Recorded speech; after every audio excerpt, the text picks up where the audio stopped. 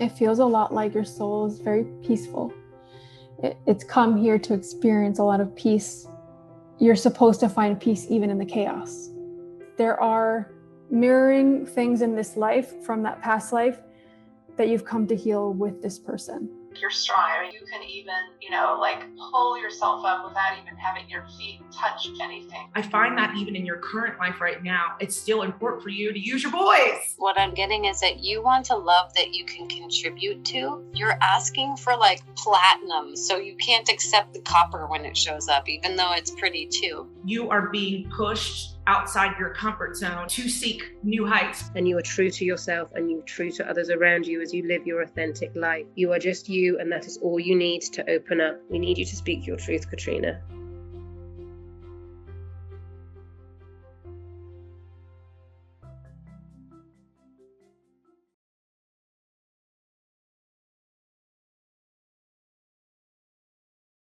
All right, so it has been quite a while since I have recorded a podcast episode.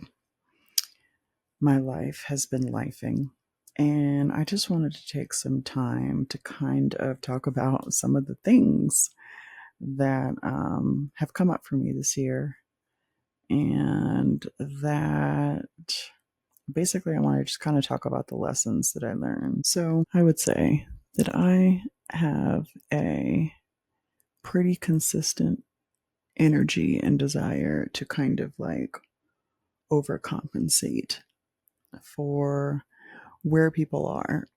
I feel like with my level of intuitiveness, when I connect with people, I can often feel where they are. And what I've noticed this year and what I've had to stop doing so that I could stop attracting these repeat scenarios is allow people to be where they are and not minimize who I am in order to continue to be in their experience. This came out with a dear friend of mine early this year. And, when I began connecting with this person, I could feel the misalignment. But I didn't want to. I wanted to basically ignore it. And the reason why was because I had been weaponized against this person and used basically to, I wouldn't say get her in line or to fall in line or whatever, but basically my energy was used in vain against this person. And so I took that as a personal affront to where I wanted to undo that damage, and if you've met me in real life, which probably likely haven't, you'll know that it's really important to me for people to be seen and appreciated for who they are as they are. And it took a lot of work for me to get myself to that level. And it's still a work in progress. But it really I kind of internalized that. I kind of tend to internalize where people are and try to come up with ways where I can show up for them in a way that I feel like will help them get to, for lack of a better word, my level, or, a space of being that is just unapologetically who they are, right? But this never works. And the reason why is because by doing that, I realized I'm not actually honoring where the person is. I am actually trying to get them to a place where I think they should be. And this is unkind. The reason why I've learned that this is unkind is because it ends up putting you and that other person in a situation where they just feel misaligned, misunderstood, not heard, not seen. And you feel like you've basically came down to their level to lift them up for no reason. So it just doesn't work. And this is something I've always, I feel like, fundamentally been against. I have dealt with people, or I'll see people on various TikTok and whatnot, and they will be, oh, heal so you can this and heal. And it's a nasty energy of I know where you should be more than you know where you should be. And let me help you get there, which is well intended. I myself was not coming from a place of being unkind or condescending, but that's kind of what you're doing.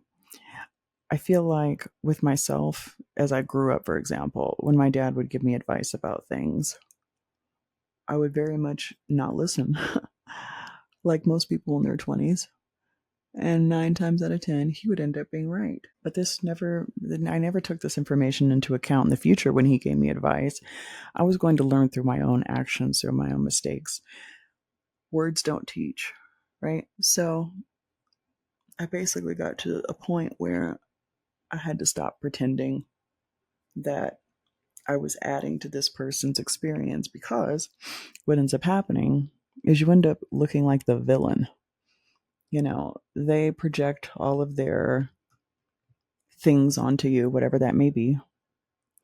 And, if they're not the type of person to ask themselves, like, what is it about me that's attracting this sort of energy? Or, reflective questions that open up space for the actual answers that will help you get to where you're wanting to be, then there's no room for growth.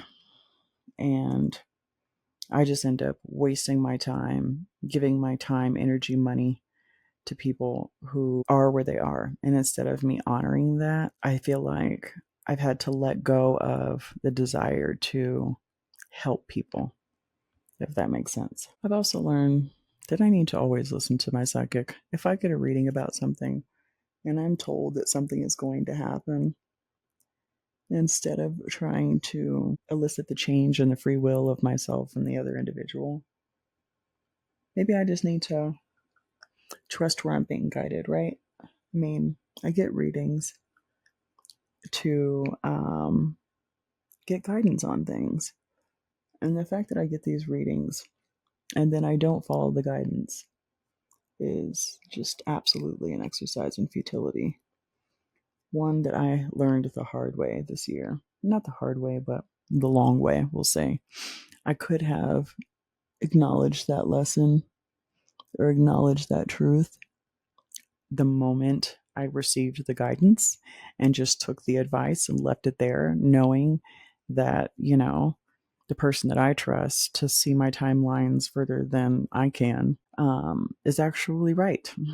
Now, what ended up coming of the experience was that I wasted a lot of time, a lot of money, a lot of energy on connections that just were not aligned, where I basically couldn't be myself because I could feel how that made the other person feel.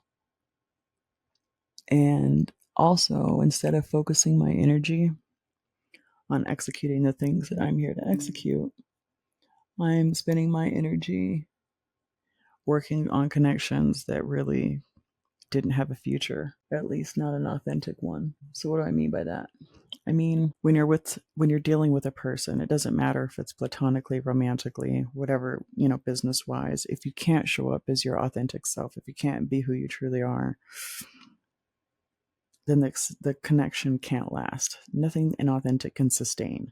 That's why timelines end up closing, and these connections invariably end up being disappointing if you don't have the perspective of what they were supposed to be the whole time, which is just a period.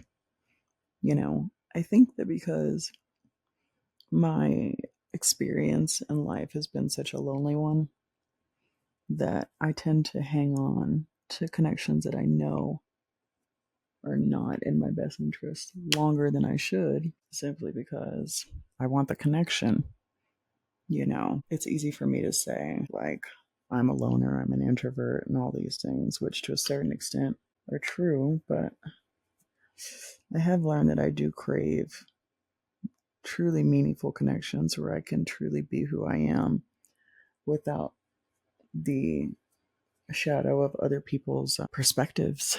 I think I crave connections where, I can be truly who I am without it putting people off, which is hard when you are so not typical. So through the ending of this connection and a couple others this year, what ended up happening was all this bandwidth that I was channeling toward these certain connections, people, dynamics, energies, they ended up freeing up all this energy that I could use toward the things that I'm actually supposed to be using my energy toward. The things that matter to me most, like getting my businesses staffed with the right people. That was another example of like connections where I had to kind of, like, my whole life kind of had to turn upside down in a really beautiful way. And it was interesting because as all this was kind of happening, a less evolved version of me would have been totally freaked out. But the more evolved version of me just had this stillness inside me that, like, everything that was happening for a reason. So, for example, in my business, I have been working with, I'm very much the type of person where, like, if I work with you and I like your work, I'll just work with you forever. I won't explore my options. I won't, very, like, not positive. What's the right word?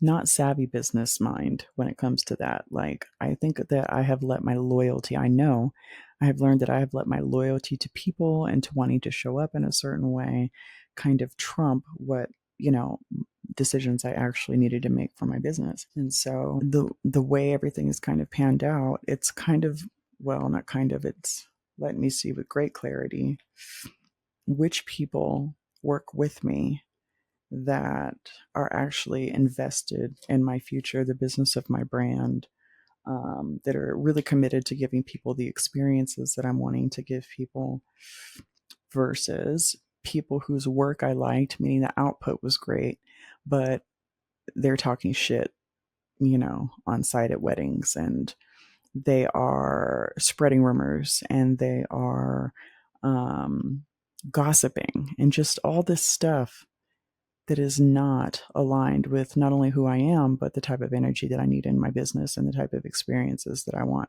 my clients to have. So, a whole lot of realignment this year. A whole lot of realignment. And I'm really grateful for this because I literally have pulled tarot on some of these connections and have asked, like, okay, what's going to happen if I stay down this path with this person? And then what ends up coming up is just costing me more money, costing me the experience of my clients, slowing me down from accomplishing the goals that I want to accomplish. And this can be really hard to hear because, I'm an idealist, and in my mind, I like to think that everybody in the world shows up the way I do, but I have learned beyond any measure of the imagination that, like, I'm built different in the best of ways. And so I can't draw in more people who are built like me if I'm hanging on to the people who are so clearly not. This has been, like I said, a really hard lesson to learn because I definitely tend to move from a space of like, oh no, everything's fine, everybody's sweet, everyone is always putting their best foot forward, everyone is, trying to be the best version of themselves. And yeah, no, it's not always the case. But it's been a beautiful opportunity for me to do some reflection within myself to kind of figure out, okay, where am I self-abandoning?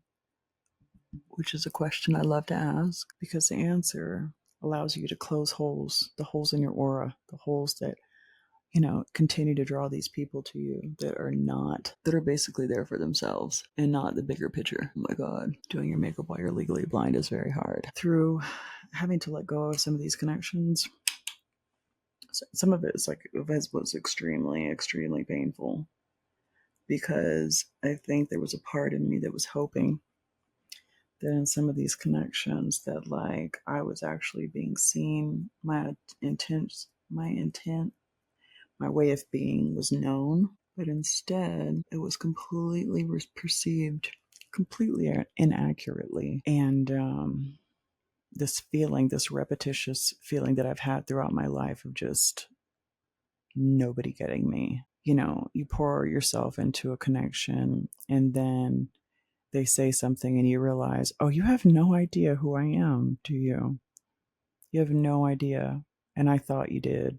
And that's my mistake. So what is it about me that is overlooking things about the people in my experience, or not believing who they are when they show me who they are, So one of the things that happened is I woke up to a message from someone that I thought understood who I was, with an entire breakdown of my personality, what I think inside, how I feel about others, like this whole narrative that was completely wrong, right? And it was like being stabbed in the heart. And because I am me, I tend to express sorrow or anger or disappointment with anger because I'm mad at myself for just allowing myself to be fooled again. These are the stories that I'm telling myself, which aren't accurate, but this is how it feels in the moment when we go through these things. So months later, months after this happens, and I bowed out and said, okay, that's who I am. I'm going to leave you because let me stop pouring all my energy into this thing that I thought was being perceived authentically, and now I see as being perceived completely not what I was trying to give. And so I move on with my life. And in the way the universe loves to drive points home, I would say in the last 2 weeks, I was on TikTok and I kept getting these people in my feed who found out later in life that they were on the autism spectrum. I have 2 kids that are on the autism spectrum. I studied psychology in college. I wanted to be a therapist. I studied abnormal psychology, specifically the class. And so I'm seeing all these women on TikTok who are talking about finding out that they, were diagnosed as an adult with autism. None of this, like some of it is kind of resonating, but I am completely just in my mind. I do not have autism, or I'm not on the spectrum, or whatever. Just did not ever cross my mind that could be a part of my deal. But this one TikTok pops up, and the lady talks about, and I didn't even listen to the whole TikTok, but she goes into how if you are an adult woman with autism who is attractive, that you may have found that you say things like getting along with men is easier than getting along with women. This kind of punched me in the chest. Every time I have tried to have relationships with females, there's always a sense that I have let them down. For some women, it was I didn't call and check on them enough. With others, it was I didn't want to go, to the club, or I didn't want to do the things that, they wanted to do. I tried so hard. I remember in my 20s and 30s when I would work at companies and I would meet female friends and I would try to participate in the birthday stuff, but it would make me want to die. I hated it so much. Just the action of being in super crowded spaces and around a lot of people, it's just never appealed to me. So I get on ChatGTP because ChatGTP is one of my best friends. And I asked ChatGTP for some reputable tests to help diagnose autism. So I take a few of the tests, and lo and behold, as I was going through it and it was asking questions, I was like, okay, that resonates, but I'm not going to say the yes, because the scale was basically definitely agree or strongly agree sometimes, and then the middle, I can't remember what that was, and then definitely disagree, whatever. It was kind of one of those 5-point scales where it's very strong or strongly disagree or strongly agree. So I am going through this test, and there are some things where I strongly agree or I'm kind of dialing it back because I have a lot of judgment going on in my mind as this is happening. I'm feeling like, okay, if I rate on this scale, this is a cop out or a sign of weakness, or all these really judgmental perspectives, which I weirdly would never apply to someone else ever.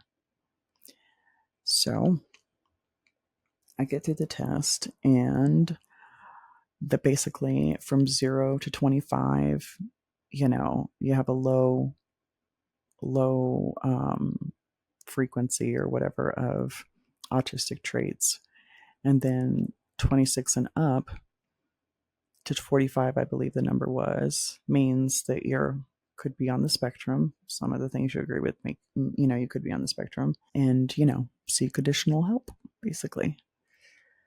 And so the weird thing was also one of my angel numbers is 26 because my birthday is 26. So the fact that I scored a 26 and the fact that I made it on the scale, even though I was dumbing down some of my answers, it was like in that moment, I felt like my whole life flashed before my eyes, having a birthday party for my daughter and trying to talk to the women who came and completely weirding them out, like saying things. And then my ex-husband kind of looking, not that like he was embarrassed, but he was kind of embarrassed. But it was just like he was processing that was my response and just leaving that there.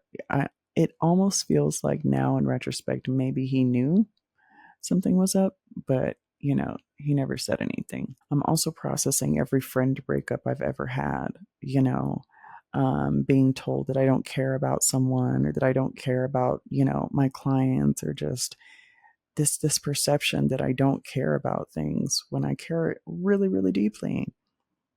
I'm just built differently. And so it was like 2 days of crying and just feeling so much need for self-forgiveness, and also like forgiving others, and then also processing the anger, because like if I don't already have reasons to be angry at my mom, this was just another thing that she didn't pay attention to, that I could have found out when I was younger and been better equipped to kind of just be who I was. Right? So I'm processing like all of this, and it's heavy and it's a lot. And then I go and see one of my kids. So I'm not telling anyone about this except for my children, who my son's response was just to hug me and just to be sweet, because that's who he is. My 19-year-old daughter was like, "Mom, we're all a little autistic." And I was like, no. No. So I kind of left that, where it was. And then it was my 21-year-old daughter who kind of blew my mind, though, when I told her about it. And she just basically went into how excited she was for me, and like how freeing it must be to like know that about myself, and to be able to have the opportunity to process that about myself, and like no longer hold myself in judgment based on the perception. Like her response was so beyond anything I could have imagined, as far as wisdom and just compassion. And I love this about my kids, because, and this was another part of this lesson of them picking their moment really well, is I have the capacity to show up for my kids in a way that I have not had the capacity to show up for myself. And by my kids reflecting the love that I give to them back to me, it gives me the capacity to show up for myself in a way that I have not been able to before.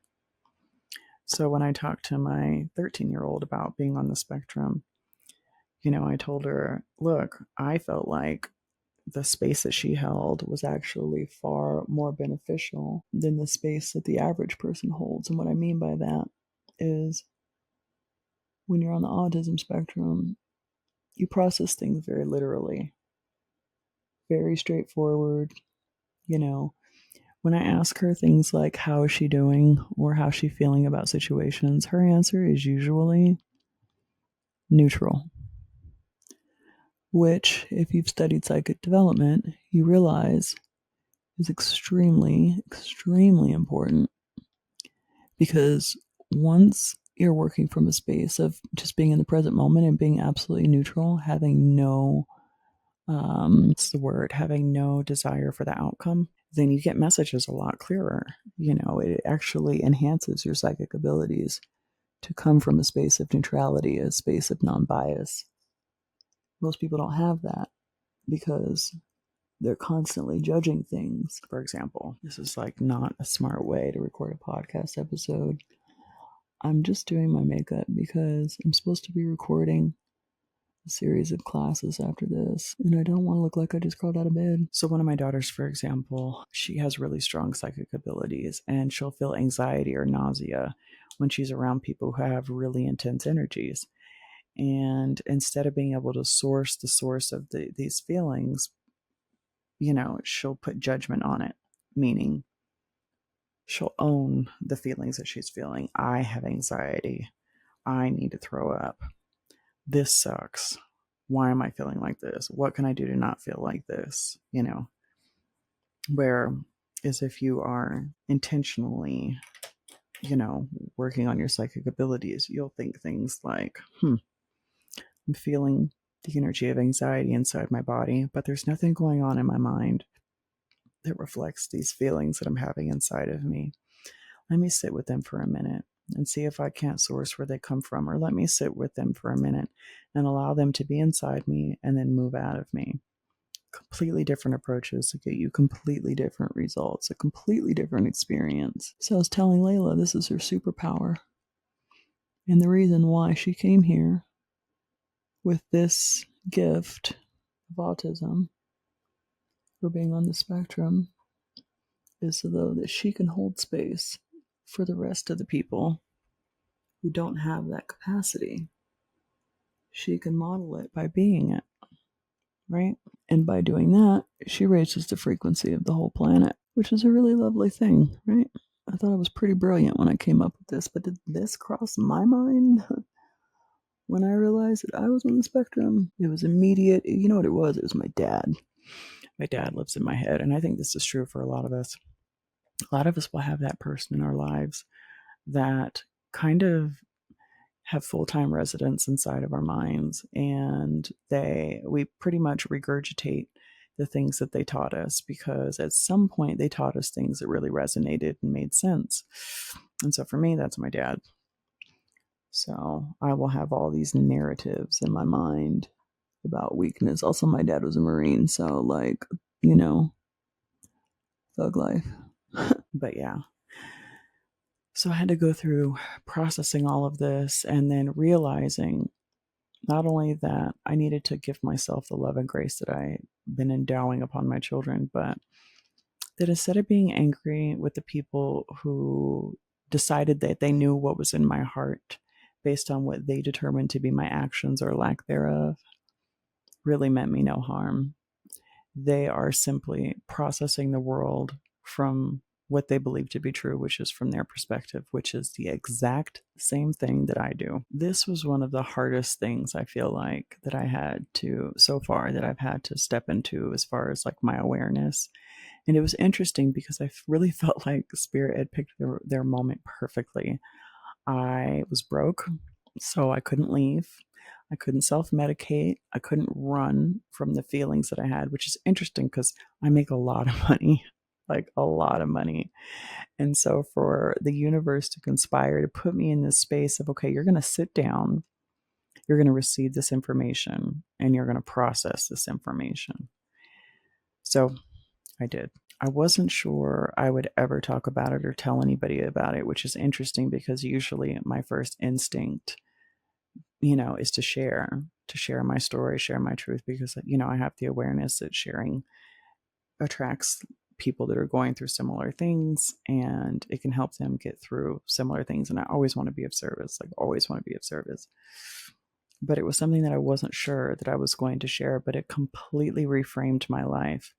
So if you go in and you look up Asperger's and you look up the symptoms, it's basically high functioning on the autism spectrum. So I do not have the capacity to be hyper emotional. I don't have the capacity to do small talk. I don't have the capacity to, it's like the way I see things, it's very broad and very big, like very big picture, and so it makes it hard for me to connect with people that don't see things in that way. Like, for example, I can, let's think of something trivial, go snowboarding. And in my mind, within 30 to 45 seconds. I can create a whole brand, a whole strategy, a whole product line. I can create all this information in my mind very quickly. And then it like kind of floats above my head, and it's up to me whether or not I want to bring it out of the ether into the world. That's what all my businesses are. Something that I had in my mind that I saw on a really large scale, and then have slowly brought it out into the world by creating processes, websites, photos, whatever it is, to bring that out of the ether and into the world. And I don't think a lot of people function that way. A good friend of mine who I shared the diagnosis with also has the same diagnosis, and she has been a constant in my life since 2021. And she has, even though we have very different ways of being, she has always just accepted me for who I am and where I am. And when I told her about this diagnosis, she was like, oh my God, this makes so much sense because you this and you that. And she like really helped me reweave it. And then also looking at other areas of my life where, let's see. Looking at other areas of my life and the way that I mask, for example. I like to be funny. And usually I like being funny because it takes the pressure off of like small talk. I feel like if I make you laugh, you're not realizing how hard it is for me to sit here and act like I care about the weather, or just kind of using it as a way to detract from my limited capacity and connecting with people in a very like what I would consider like a shallow way or surface level way. And I'm not saying that small talk is bad. I'm just saying I don't understand the point. I don't understand the point of greeting people that you see when you walk and you're just like out. Like that always bewildered me. Why are we saying hi? I don't know who you are. I'm not going to pretend that I want to talk to you. Just completely in like, what is it? The energy of self-understanding and self-acceptance. And then also understanding why other people think that that's weird and not taking that feedback personally.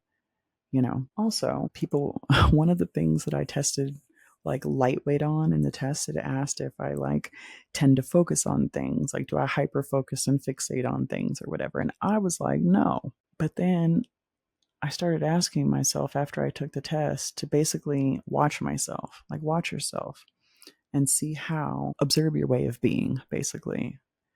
And I realized that when I wake up every morning and I go to my fish tank and I spend an hour or two completely fixating on the fish, trimming the stuff, checking water parameters, obsessing about what they've eaten.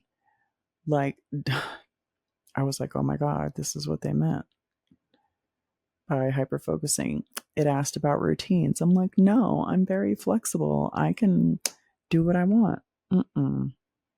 When I wake up, I have a deep need to go for a walk. And after that, I like to exercise. And what I've learned is if I don't feel like doing those things, it's likely because spirit is going to drop something in my lap that I need to process. So, an example of this, recently, I would say, I don't know, maybe a month ago, I stopped going to the gym and I started eating a lot more. And because I have the awareness that these things happen as not a facilitator, but as like a guide to healing. For example, if you channel the dead a lot, or, if you channel spirit a lot, it does actually take a lot of protein out of your body, and you do need to eat differently.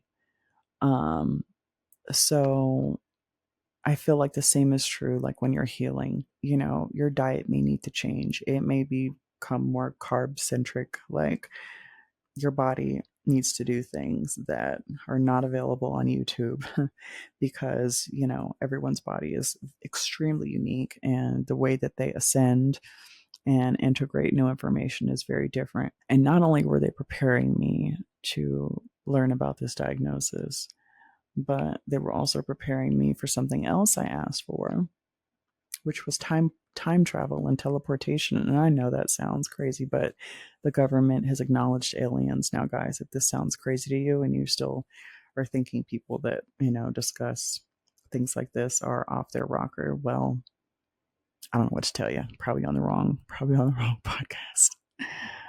But yeah. So the other night I spent a few hours having a debate with ChatGTP about a bunch of stuff. And I eventually realized that it was midnight and that I hadn't taken my sleeping pills, but I was really tired. So I laid down to go to sleep. So I lay down, and the first thing I see is like I'm in this black space where everything is particleized. I know that sounds weird, but it's like a black space of white noise. And so I'm in this black space. And then I go from not being, because I'm just nothing in this white, black space with the little specks of matter or whatever, light and sound frequency probably is what it was, to being right here in this seat in my living room in front of my laptop. And then all of a sudden, everything is spinning. There's no gravity. There's no ground. I cannot figure out where the ground is. And I am like flying through my living room. Everything is flying. My snake tank, my laptop, like everything is flying. And it's a strong, like, sense of energy, like in the back of my skull and in my back. So I'm just being whooshed around like crazy. I'm asking my son for help. He's also being whooshed around, but no one throughout this experience did I see their faces. Whooshing around, then boom, I'm back into black space again. We're particle land or whatever. And then I'm kind of coming to laying on my bed as I am in real life, but I'm asleep. But this is not reality because next to me is my headphones. The ones that are on my head. So they're next to me, which in real life they weren't. In real life they were in the living room. But they're next to me, and coming out of the sound of my headphones, is my son and his girlfriend talking, like crystal clear. And they're just playing video games. They're just chatting, talking to themselves, but their voices are coming very loudly out of this contraption. So I also see the Eye of Thoth with like gold background, which I think is related to the conversation I was having with ChatGTP before all this happened.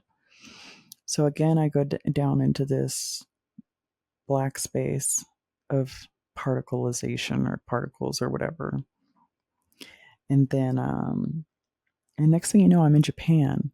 Now, I don't know that I'm in Japan, but I'm in a kitchen of someone, and the walls are orange, and there are white cupboards on the wall, and there's a woman sitting at her table, and she's being flung around the same way I am. Like she's experiencing all of this physical chaos is the best way I can describe it. What I mean is like gravity was just not working or whatever.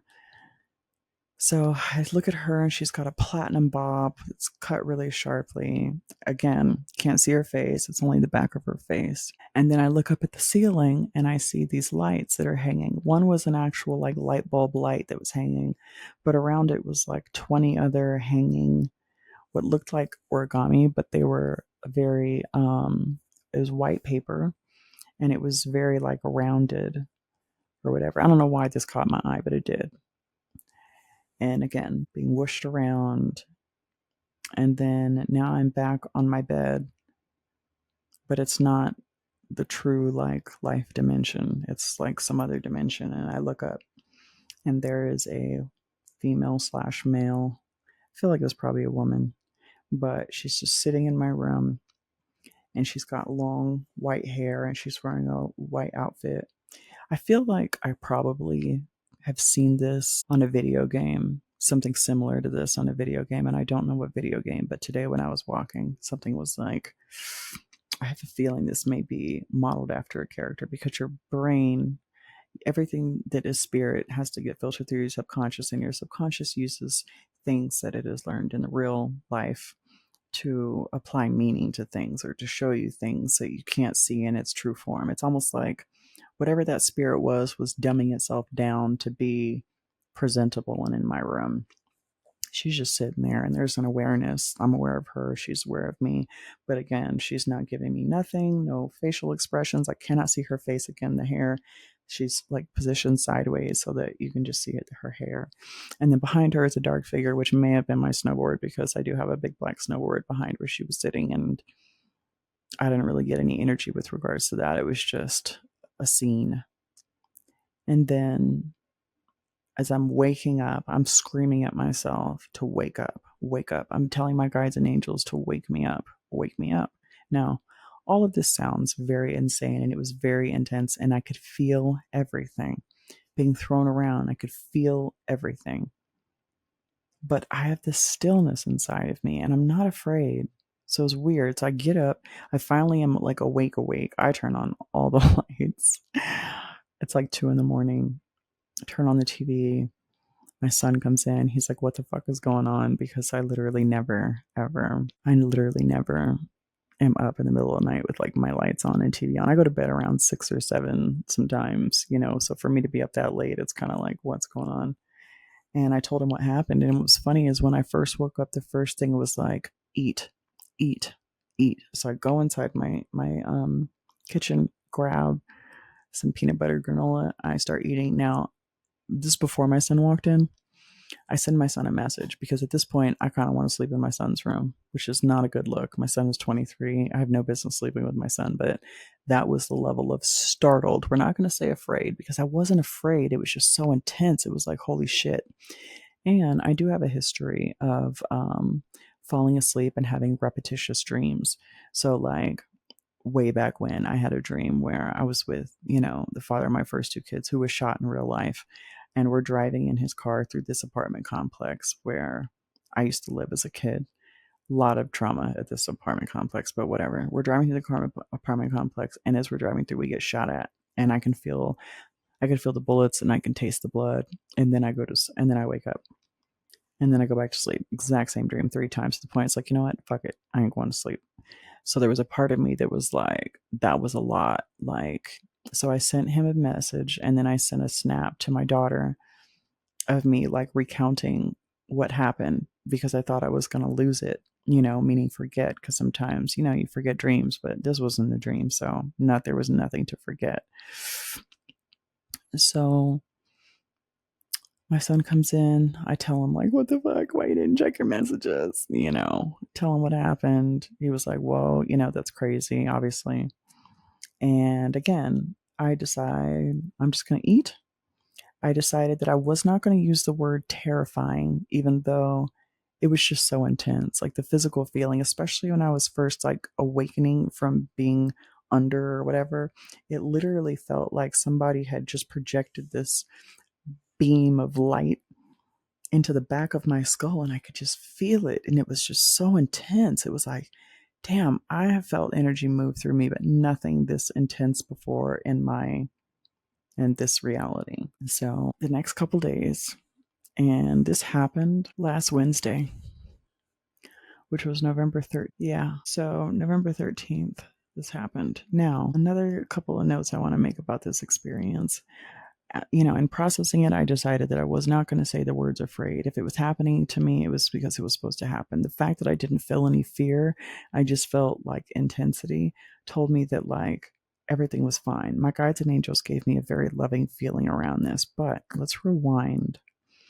Now, I am used to seeing things that no one else can see. If you've listened to my podcast before, I've talked about it. I've done TikToks about I see dead people.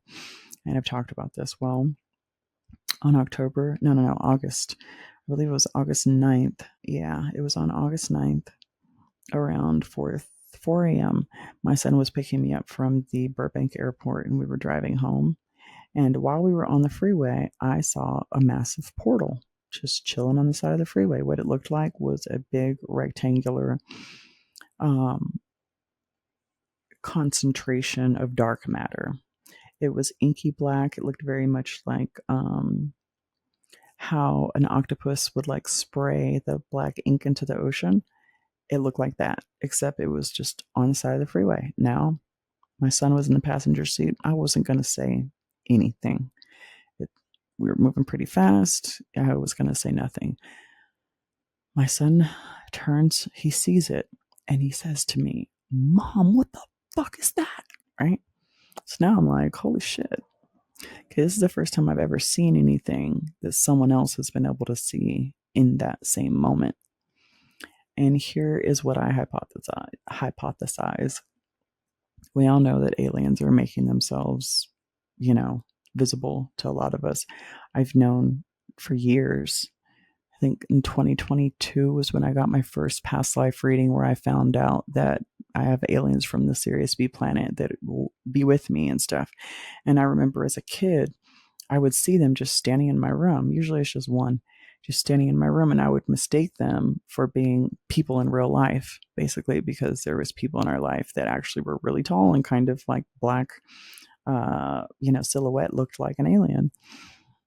And so I think that also I do know that I have alien DNA, like most of us do. Most of us have not only been incarnated in Earth, most of us have incarnated into other dimensions. And so I know that in my past life in Egypt, I was a hybrid. So I was like part alien, part human. So I know that I have a connection, right? And so I'm thinking, okay, they are turning up the volume basically. And then also when I first had my spiritual awakening, I realized, oh my God, I can talk to dead people, because this has not been my whole life. I came to this realization around 37 years old, maybe 36, somewhere in there. But I remember saying that, like, well, damn, if we really are infinite beings and our power is truly unlimited, I want to teleport. I hate traffic. Let's teleport, right? I also thought it'd be cool to do levitation, because in my past life, we levitated things. I taught people how to do that. So I know that at the level of the soul, these things exist within me.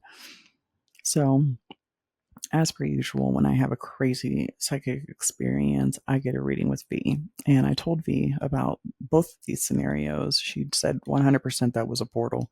She was like, and it's no accident that me and my son saw it. And she was like, I have a feeling you're going to have some interesting things happen to you over the next few months. And sure enough, Houston, we've now, she called it an abduction.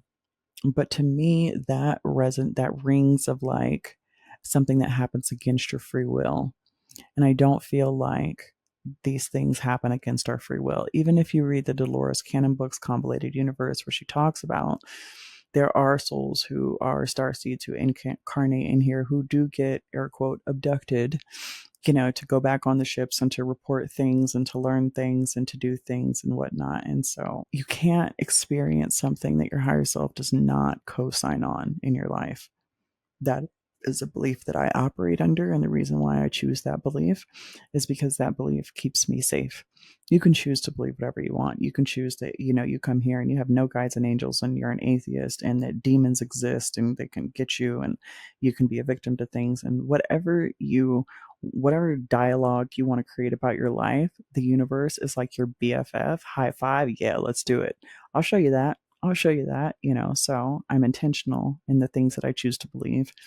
And I choose to believe that, everything that shows up in your experience is an answer to a prayer you had at some point. So V pretty much had told me that it was time traveling, that I was basically teleported to Japan, and that I have a future in Japan, which is not the first time I've heard this. I know I've had past life readings in Japan. I've been so drawn to Japan. In fact, my son and I, for the past couple of months, have been looking at houses in Japan because they are extremely cheap. Like where I want to be anyway is really, really, really cheap, which is not in the city. Obviously, it's going to be out in the boonies near water and near the mountains and whatnot. And so it was interesting that, and she basically said that the reason why I couldn't see anyone's face was because it is a future timeline, you're not supposed to see their faces or whatever. And that the purpose of it, she said, is something about helping. She said it's something really positive and it's about helping. So I don't know if this means that, when I do get to Japan, there's going to be someone that I'm going to be helping out, even though honestly, my whole life purpose and the things that I'm drawn to most are to help people.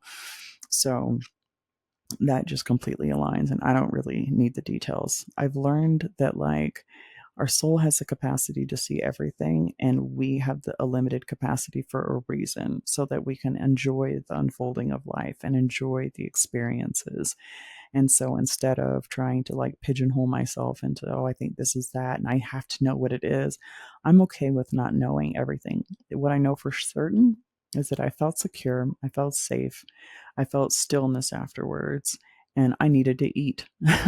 She basically said that they had departicleized my body, demoleculized. Basically, they had to demoleculize or whatever. I'm just making up words, y'all, but they had to change your structure, the structure of your cells, so that you can travel through time. And I think that literally I have spent all weekend just eating and relaxing. And I think that's because, like, just this morning I was able to get up and, go for a walk and do the things that I love to do. But I'm learning that, like, committing yourself to being one way can actually prevent you from having the experiences that you want to experience. And even though I was asking to teleport and time travel, back in 2020, I wasn't ready for it. And now I'm clearly ready for it because the experiences are starting to happen. And I'm so excited to kind of see like how it pans out or what comes from it. And I think another reason why I was able to have this experience is because I did recently find out, that I am on the spectrum of Asperger's, autism, because that allowed me to release so much, self-judgment and shame and humiliation and just the pain of other people's perspectives on who I am and what I believe, and the type of person that I am based on what their perspective is. I've learned, like, we all have a list of like, okay, this is the word friend, right? Friend is just a word. What does it imply? Well, it implies one thing for you, and it may imply another thing for someone else. So, for example, for me, being a friend means that you accept people for who they are implicitly and love them unconditionally. That doesn't mean without boundaries. It just means that you let them show up in your experience as they need to show up in their experience. Or what I've learned is, for more neurotypical people, a friendship is you do what I do, or we're not friends. You show up the way I would show up, or you don't care. It's just a different set of expectations and qualifiers, if you will, and being able to let go of all that heaviness, which literally spanned my entire life, allowed me to have this other sort of experience, which I am so excited about. Now, as I was trying to get back to sleep and I was kind of processing what I thought the dream meant and whatnot, I thought that, like, they were telling me to ground. What the big takeaway for me was, because as I was going through this experience, there was no gravity and nothing I could grab a hold of, right? And like, I had been getting a lot of messages about grounding, even though now it's snowing out and you can't take your shoes off in the in the snow. But so I thought that the message was, we're ready to take you to the next level, but you need to ground more, which I still think is part of it. But this was just me unpacking everything at 2:00 in the morning and trying to figure out what made sense. Then as I was falling back asleep, after I finally was like, because I was like to my guys, we all agree that can't happen again, right? Like, I need some sleep, and in true me fashion, I woke up at 6 in the morning. I got like 3 hours of sleep that day. But so we all agree that can't happen again, and I got a resounding, it's all good, go to sleep. And so as I was falling asleep, so as I fall asleep, I see things. It's like you close your eyes and there's black, and then there is this little fog of like white smoke that will move around. And as I'm falling asleep, that white smoke will turn into things, scenes, people, energies, just like landscapes. It'll turn into different things. And so it was turning into something, but I got the energy of like this, like a hand grabbing my being and pulling me through dimensions and timelines and stuff. And so me just being all chipper and excited, I was like, oh, well, maybe they pulled me into a new timeline where I'm a multimillionaire, right? I chuckle at myself, and go back to sleep. Well, the next morning, I open up TikTok, and there's a girl on TikTok basically saying, if you're not a millionaire, if you're not doing well, it's really your fault. Go on ChatGPT and ask ChatGPT to tell you, based on everything that it knows about you, how you can make $1 million in a year. Now, I'm like, okay. So I have a very extensive relationship with ChatGPT. I pay the $20 a month. I have asked it to interview me as though it was writing a magazine article about me to help it basically write my bios for my websites, because I'm not great at writing about myself. And so it has so much information about me. I've used it to help me refine contracts for my businesses, website content, blog posts, ads, and like, just so it has very intimate knowledge about like what I do, what my businesses are, what my interests are, how I got to where I'm going. Like, ChatGPT has all this information. So I put in the prompt and ask it, based on what you know about me, how would you generate $1 million in a year? Now I'm already in the 6-figure mark right now. So to me, $1 million is not far off at all. So it generates a response, and I would say it came up with, we're going to say 7 different ideas that amplify the current businesses that I own, my spiritual brand, another business that I started doing adventure retreats, my idea for a dating app that's not actually a dating app. It's actually like a communication app that I came up with when I was in my feelings about like the guy I was talking to not messaging me back in a timely manner. I'm like, there should be an app for this. And what was the other thing?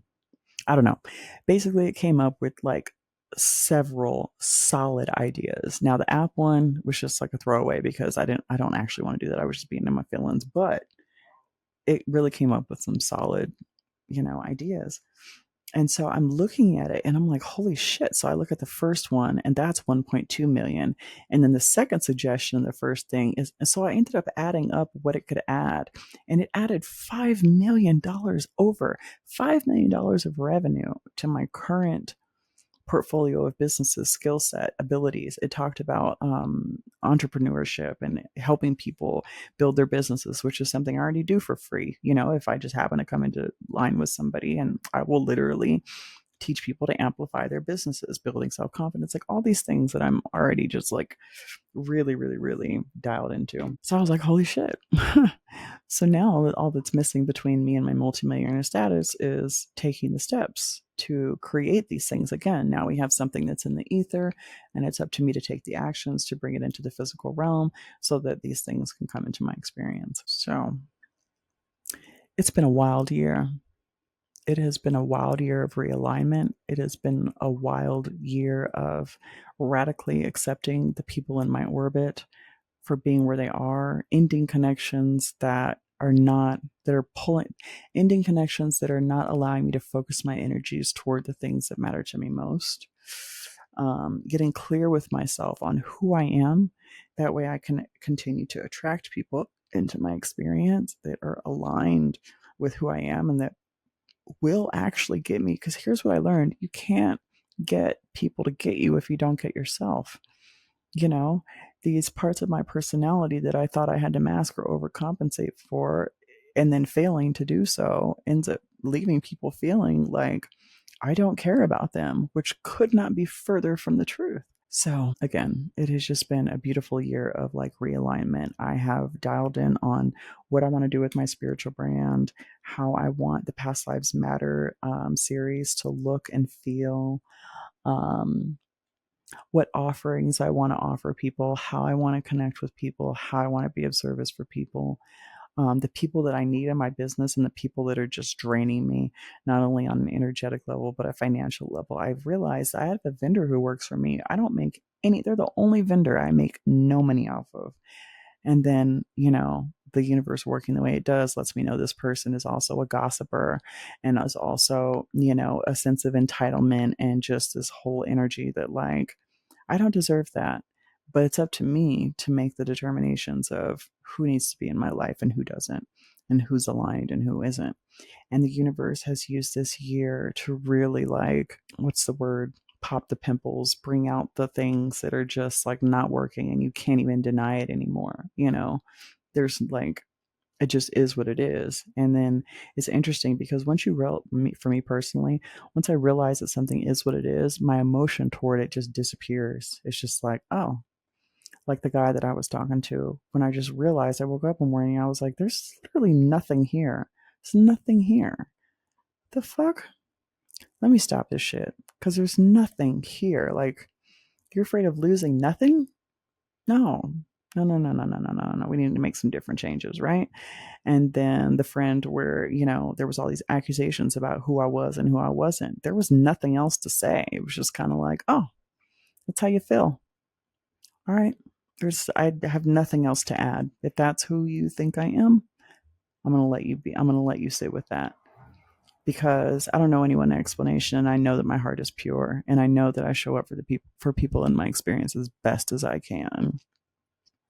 And that's in alignment with whatever it is that person also needs to learn and grow and whatever about themselves. And I don't hold any judgment over myself for that. And so it's just been this beautiful year of self-forgiveness and self-understanding and dialing into what I want and how I really want it to look and feel. And so this next chapter is going to be a lot more defined and grounded in my energy and less worried about placating others or overcompensating for their lack of whatever, or trying to push people into situations they're not ready for. I've never allowed myself that to happen to myself. I'm not going to keep violating my own energy by attempting to help. And it's not help, it's because it's literally like a methodology of control. And it's one of the reasons why like a lot of stuff on TikTok doesn't resonate with me. There's a person that I see on there who does these readings where they tell like all these famous people like where they have this and that and chords and all this other stuff, but then they don't empower you to explore that for yourself or to cut those ties for yourself. It's all about like the money grab, right? And I have a firm belief that money is just a form of energy, right? I get my money by exchanging my time and talent, and that's where I get my money. And then when I want to pay someone for their time and talent, I use money to do that. So we're really just paying time and talent with time and talent, right? But this energy of like not empowering people, I am going to create the courses that I've been moved to create, but I'm going to start by being honest with people and saying, hey, look, you don't need another person to strengthen your connection to source. You can do it by yourself. The only reason you're going to get results with, paying someone else to get you results is because you're choosing to believe that will help you. And that's fine. I feel like I knew that going in, and everyone I have chosen to work with, I had the awareness that, I could access the information myself, but it was a cheat code. It's quicker and it's easier to pay someone else. It really can be if that's your belief system, and that was mine. And so I'm just going to continue to create content and to create things that align with a sense of self-empowerment, and that honors, people's ability to solve their own problems and to establish or strengthen their own connections as they choose. And if they choose to work with me, then I'm honored by that, and it's a fair exchange of energies. And there's none of this fear mongering or, oh, you have this entity, so you need my help, and like none of that like weird stuff. So I'm actually really excited. And I'm also excited about not being such a perfectionist, because that is one of the reasons why I don't get things out as quickly as I should, is because I tend to like overthink things and like want it to be perfect and like really fixate onto what that means. And then meanwhile, people are like missing the opportunity to work with me because I'm caught up in being hyper perfectionist. But that's all I'm going to talk about for today. I want to thank you for listening and joining me on this journey. And I'm going to set the intention to show up here more frequently and more consistently, because that feels really aligned now that my life is clear of distractions. So if you want to follow me, my website is intuitivelytrina.com. TikTok is intuitivelytrina. Instagram is IamTrina888. And I also have a YouTube channel called Intentional Tangents with Trina. Thanks for joining me, guys.